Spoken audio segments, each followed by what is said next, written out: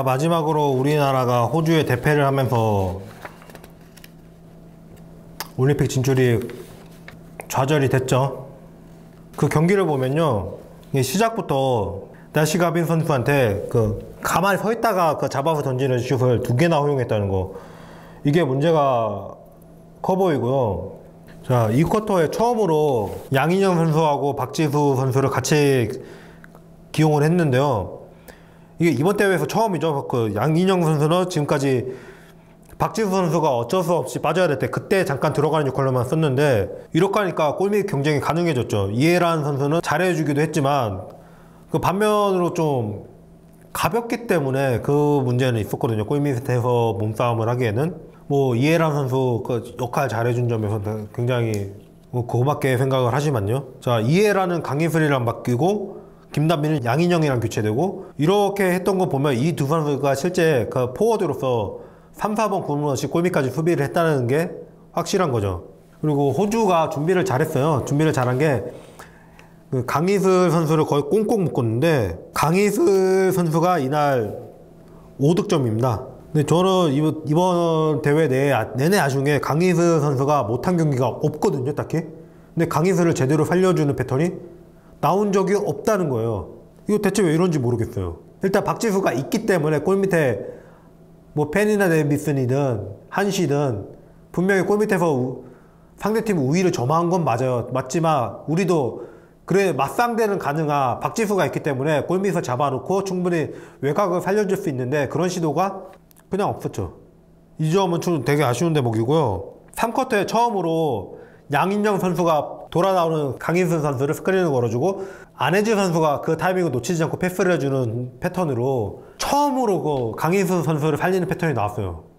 근데 강인순 선수가 이거 하나 넣어가지고 30점 성공률이 100%거든요? 근데 또 안 나왔다는 거예요. 그러니까 이런 생각이 드는 거예요. 강희슬이 한번 살려주자 하고 나온 작전이 아니라 선수들이 그때 즉흥으로 상황이 돼서 눈치로 맞춰서 한 패턴 아닌가, 이런 의심을 한번 해보고요. 이 경기는 결과만 놓고 보면 대패예요. 대패인데 중국이 세계 랭킹 2위이고 호주가 3위이긴 한데, 호주가 솔직히 우리나라가 20점 차만 돼도 성공한 거다 이런 상대인데, 이런 상대한테 27점을 줬다고 해서 그렇게 흠잡을 건 아닌 것 같아요. 사실 저는 벤치 멤버들도 되게 오랜 시간을 뛴 경기이기도 하고요. 중국전에 힘 다 쏟아붓고 나와가지고 주전들이 이제 걸어다닐 힘도 없어가지고 그런 거긴 하지만, 그러니까 뉴질랜드전 잡아가지고 똑같은 그림으로 져도 이러면은 이 경기 내용으로 봤을 때 그래도 우리 어린 선수들 잘한다 이렇게 해줄 만도 한데, 월드컵 최종 예선 땐 그랬잖아요.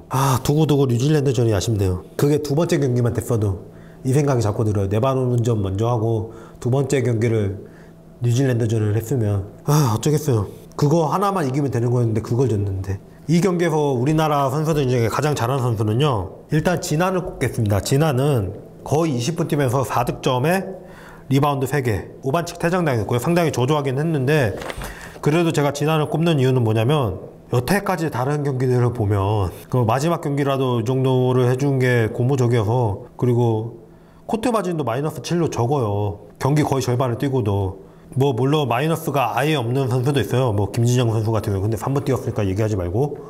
근데 사실 이 경기에서 가장 잘하는 선수는 양인영이라고 할 수 있죠. 양인영은 거의 30분을 뛰었는데요.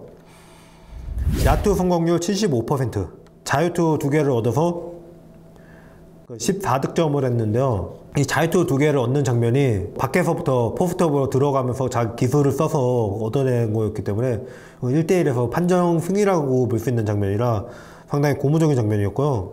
물론 리바운드는 3개로 적었고, 양인영 선수가 들어오자마자 거의 떡블락을 하나 보여주면서 작년 라트비아하고 평가전에서 봤던, 월드컵에서 봤던 그 양인영이 좀 보이는 것 같아서 상당히 고무적이었고요. 우리도 거의 전력 빼고 한 경기인데, 호주도 마지막에 올 멤버 체인지도 하고 이런 얘기는 하지 말도록 하죠. 호주가 백업 멤버를 뛴다고 우리가 가볍게 볼 수 있는 팀이 아니잖아요. 그러니까 그런 얘기는 하지 말기로 하고요. 그리고 강희슬 선수를 살려주는 스크린을 하고, 그 다음 직후에 수비에서 블록 장면이 있었는데 이게 파울이 걸렸죠. 손을 건드리긴 했는데 그 타이밍은 되게 잘 잡은 블록 슛이었다고 보고요. 근데 들어올린 손을 찍었기 때문에 이게 좀만 좀 늦게 알아서 늦게 찍지. 늦게 찍었으면 공이 완전히 전면이 나오니까 파울 안 불릴 수도 있는데 반응 속도가 빨라서 파울이 된 걸로 그렇게 이해를 합시다. 그리고 그 다음 수비에서 바로 또 클린 블락을 해내면서 그 수비에서 굉장한 역할을 보여주는 걸 확인을 했고요. 공수 양면에 걸쳐서 양인영 선수가 대단한 활약을 해준 경기였습니다. 양인영 선수가 혼자서 외곽까지 나가서 스틸을 하고 속공을 전개해서 득점을 마무리하는 장면도 있었는데, 이 장면을 가지고 뭐 댓글창에도 그 얘기가 나오더라고요. 뭐 양인영이 박지수보다 낫다고 이런 얘기. 박지수 선수는 그동안 피로가 누적될 수밖에 없고요. 박지수 선수가 지난 상황을 보면은 체력적으로 그렇게 준비가 잘 되어 있는 상황은 아니에요. 그렇기 때문에 힘드니까 그런 면도 있고, 박지수 선수가 이때 같이 뛰고 있었어요. 그러니까 이렇게 이해를 하지. 맞아요. 양인영 선수가 스틸까지 잘해놓고 속공을 이어내서 같이 뛰어가지고 득점까지 마무리 잘했어요. 양인영 선수 잘한 거예요. 근데 뒤에 박지수가 있기 때문에 믿고 뛰쳐나갈 수 있었다. 이렇게 보는 게 맞다고 생각합니다. 우리나라 선수들이 보면 월드컵 최종 예선 때도 그랬고 대회 종반으로 가면 갈수록 잘하는 모습들이 보여져요. 뭐 중국전은 졌는데 그 미스테리라고 하시는 분도 계시던데, 그래서 제가 처음에 그 명단을 그냥 봤을 때는 잘 몰랐는데 한시나 리마웅이나 이런 선수들 나오니까, 근데 월드컵에서 뛰었던 2m의 리 유에르를 이번에 안 데리고 왔고요. 월드컵에서 10득점에 7.6리바운드 했는데, 귀하 선수 딜리샤리 딜리나도 놓고 왔고요. 그리고 월드컵에 7.6득점, 5.3리바운드, 3.3어시스트에 황수징도 놓고 왔어요. 중국도 세대교체 준비하는 거예요. 중국도 풀전력으로 온 거 아니에요. 물론 우리도 풀전력이 아니지만 제가 그래가지고 선수들 나이도 대조해봤는데 그렇게 뭐 지난 대회하고 나이 차가 한 살밖에 차이가 안 나요. 평균 나이가. 중국은 그런 상황이기 때문에 우리나라 뭐 박혜진 놓고 온 거 얘기할 건 아닌 것 같아요. 박혜진, 배현 놓고 온 것까지. 그 놓고 와서 들어온 게 이경훈인데, 나이 더 많은. 이경훈은 진짜 대단하다 진짜. 마지막 경기도 되게 잘했어요. 7득점에 야투 성공률 60%. 포인트 가드인데 좀 안혜지 선수가 이 경기에서 득점이 딱 2점이긴 한데 2점으로 33.3%. 좀 다소 아쉬운 모습이긴 한데 그래도 어시스트가 8개예요 이 경기에. 이 점은 상당히 잘했다고 보고요. 움직이는 거 되게 안 놓치고 잘 해줬어요. 이경훈 선수가 뭐 포인트 가드 포지션에서 놓고 보면은 이경훈 선수하고 안혜지 선수는 이경훈이 위죠. 그런데 이경훈 선수는 다음 대회를 담보할 수가 없는 선수고요. 안혜진 선수는 그래도 다음 대회 그래도 어느 정도는 성장하지 않을까를 조금이라도 기대를 해볼 선수이기 때문에 안혜진 선수를 좀 응원을 해주셨으면 좋겠고요. 그럼 그 역할로 합류할 만한 선수가 허예은이랑 안혜진인데 그 둘이 수비를 놓고 보면은 안혜지가 위라는 거죠. 어시스트 능력만 놓고 봐도 어시스트 역대 신기록 2개를 가진 안혜진 선수가 더 위라고 볼 수 있는 거고요. 뭐 슈팅력에서만 보면은 허예은이 위라고 볼 수 있는데, 지난 리그에서 박지수 선수 빠지니까 슈팅력이 슛 성공률이 좀 줄어든 거는 솔직히 확인을 했기 때문에 이건 어떻게 될지 몰라요. 더 두고 봐야 되는 거라서. 물론 앞으로 허예은 선수가 꼭 필요하다고 생각은 하지만 이번에 뭐 허예은 대신 안혜지가 아니라는 거는 좀 저 잘못됐다고 생각해요. 이경훈 선수가 빠지면은 허예은 선수가 그 자리에 들어와야 되는 건 맞지만, 이전처럼 뭐 박지현이나 김단비를 1번으로 세우는 것도 가능은 했는데, 문제가 진한 선수가 대회 내내 거의 제 역할을 못 해줬고 하면서 양인영 선수는 그냥 박지수 쉴 때나 나오는 역할로 생각했고, 그러니까 이해란 선수밖에 없는데 이해란 선수가 막내인데 어떻게 모든 것 떠넘겨요. 그럴 수가 없다 보니까 강희슬, 김단비, 박지현 다 붙어가지고 3, 4번을 오가면서 그렇게 플레이를 할 수밖에 없었는데, 그러다 보니 이경은 안혜지 잠깐 쉴 때 1번을 맡기는 걸 할 수가 없는 거죠. 그러니까 중국전 같은 경우는 안혜지 선수를 좀 빼고 김단비나 박지현을 1번을 시킬 만도 했어요. 근데 그렇게 못한 이유는 이 선수들이 다른 역할도 해야 되기 때문에 그렇게 못 시킨 거예요. 뉴질랜드전 때 솔직히 이경훈 선수 그리 좋지 않았어요. 그때도 할 만했어요. 근데 못했죠. 이래서 저보고 그런 얘기 하셨잖아요. 뭐에 4번이 왜 필요하다고 생각하냐고. 대체 이래서 필요하다고 본 거예요. 제가 그 얘기하면서 그랬잖아요. 박지현이고 윤예빈이고 뭐고 다 땡겨 올라가서 골밑 수비할 거라고. 그렇게 됐잖아요 지금. 이걸 걱정했던 거예요.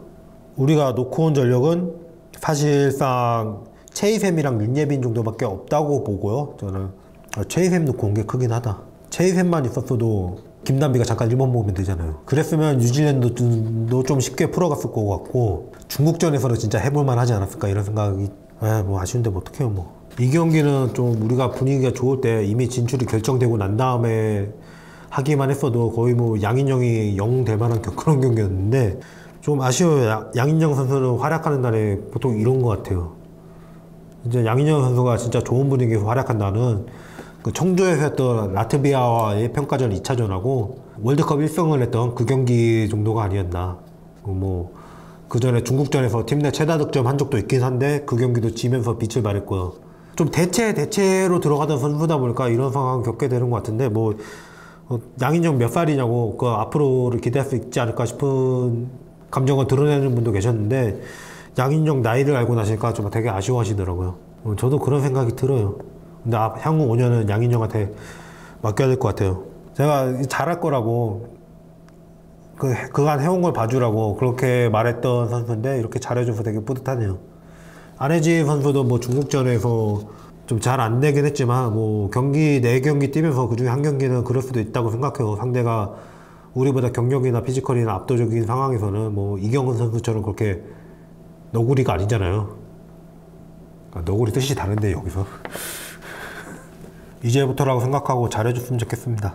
이 정도로 가름을 해야 될 것 같아요.